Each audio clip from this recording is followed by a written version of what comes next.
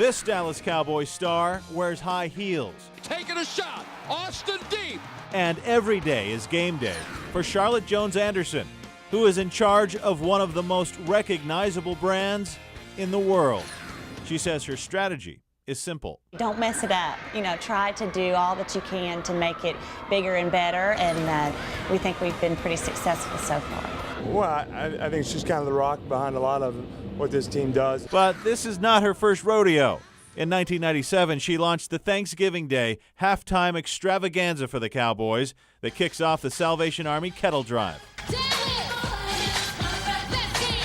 We have had quite a star-studded cast over the past few years, and from Beyonce to Randy Travis to Reba McEntire and Jessica Simpson and Carrie Underwood. Charlotte is also the driving force behind the Dallas Cowboys cheerleaders.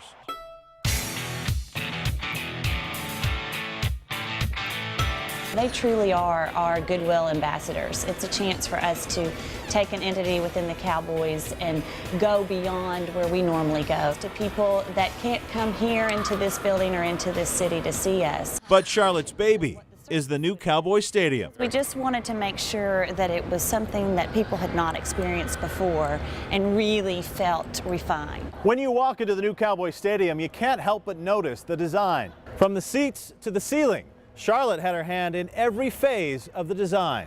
But she says one of the things she is most proud of is the world-class art. This is Franz Ackermann's Meet Me at the Waterfall and Coming Home.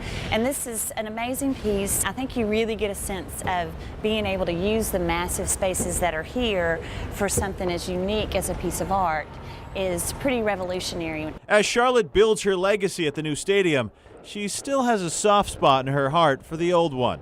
She says it was hard watching the implosion. I was overwhelmed about how much it would hurt. It's where I grew up, it's where my kids were born and they grew up, and I think I've spent more time in that building than I have anywhere else in my life. And despite the bright lights and big stages, Charlotte says she is a wife and a mother of 3 who has a full-time job at home. Whatever hat or tiara we get to wear at work, it is quickly knocked off your head as soon as you walk in that door at home. It is always a struggle. That superwoman theory just does not exist. It's a challenge every day. And a challenge is something this cowboy never shies away from. Walt Nakaborski, the 33 News.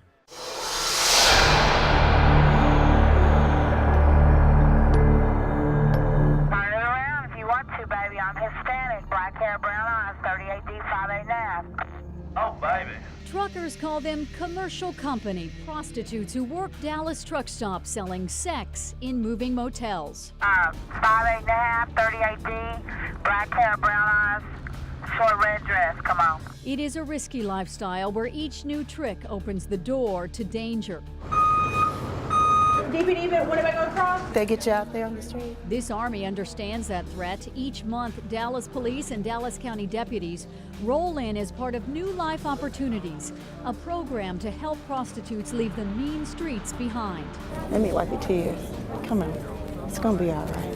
Former prostitute Karen Green Evans volunteers, sharing her close calls as a way to convince others to get out. There has been many a times that I've, gotten in various situations where I've even had to jump out of cars, because I knew that if I didn't at that particular moment that I wouldn't have made it. I need that warrant confirmed unless it's a Class C misdemeanor. Dallas Police Sergeant Louis Fellini has seen dozens of women take advantage of the program that offers a way out with drug rehab and even job training. As much as you can be honest with me, that'll help me. But he says those who return to the street are 200 times more likely than their non-prostitute peers to be killed and often dumped with no identification. We have over 40,000 unidentified remains throughout the United States, and you think about it, it's 40,000 families that believe that their loved ones are still out there somewhere on the street, and they will never have that resolution. Police say the biggest threat to women lies in the long-haul trucking industry, where as many as 200 serial killers are operating, now linked to 600 murders, many of them prostitutes. Like Casey Jo Pipestem, whose nude body was dumped in Grapevine, strangled by a trucker who claims to have killed 33 women. It is for those reasons authorities have started collecting a DNA sample from every prostitute who will agree to be swabbed. Morbid but a reality, it is a way to identify remains if a woman turns up dead. What I usually tell them is you're born with a name. You've had a name all your life. Some of you may have had 2 or 3 names. But at least die with a name and not let it be Jane Doe. Since this program began 3 years ago, it has become the model not only across the country but around the globe. Officials say that was even before the new DNA collection, which we're told is a first. No one else in the country doing this, not that we know of. And what we'd like it to do is we'd like to spread to other states, and we'd like to spread the word that we're doing this and we're developing this database. The groundbreaking DNA database is stored at the UNT Health Science Center in Fort Worth, still in its infancy with just a few dozen samples. It's the right thing to do. I mean, it's what we developed this whole technology for, was to help save lives. Renowned DNA researcher Dr. Arthur Eisenberg says each sample may be the only clue in the shadowy world of prostitution to give a family closure. These are human beings. No matter what they've done, they deserve to be identified, and their families have the right to have them identified. And besides putting a name to a body, authorities say the DNA may be the only key to catching the killer and saving others. Any history of use of drugs or alcohol? Still, there is reluctance. Some women aren't ready to give up anything to police.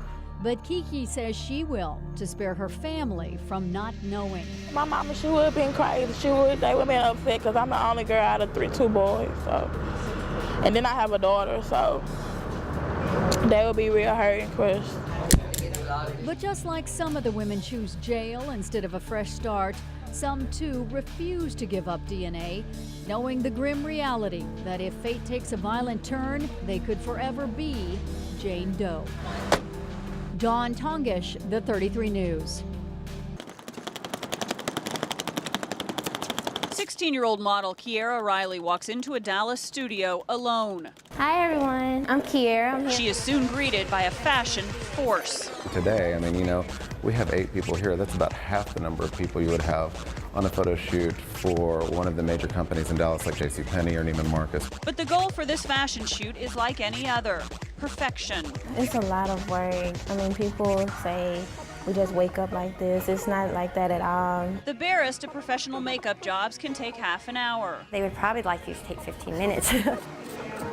There is also hair, clothes, and accessories to consider. Try on probably 50 outfits sometimes, and we only end up using 1 or 2. A fashion shoot similar to this one could easily take weeks to put together, starting with a director or editor's vision. Sometimes, like one of the natural shots that you get, it could actually take, a couple hours just to create that look. There you go, right there, hold that.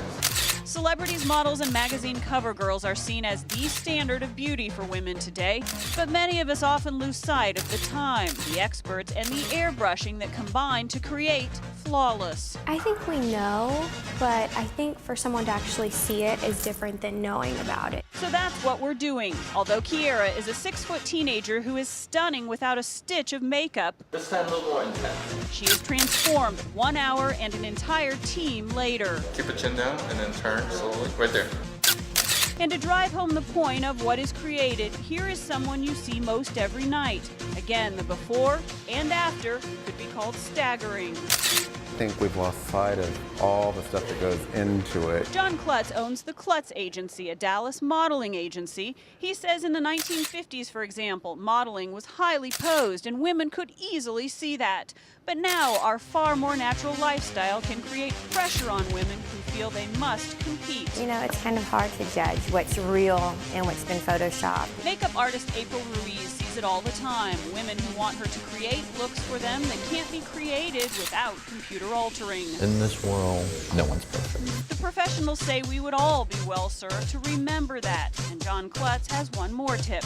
I think, and just not to take it too seriously. It being fashion, life, and especially how you look. In Dallas, Shanna Franklin, the 33 News.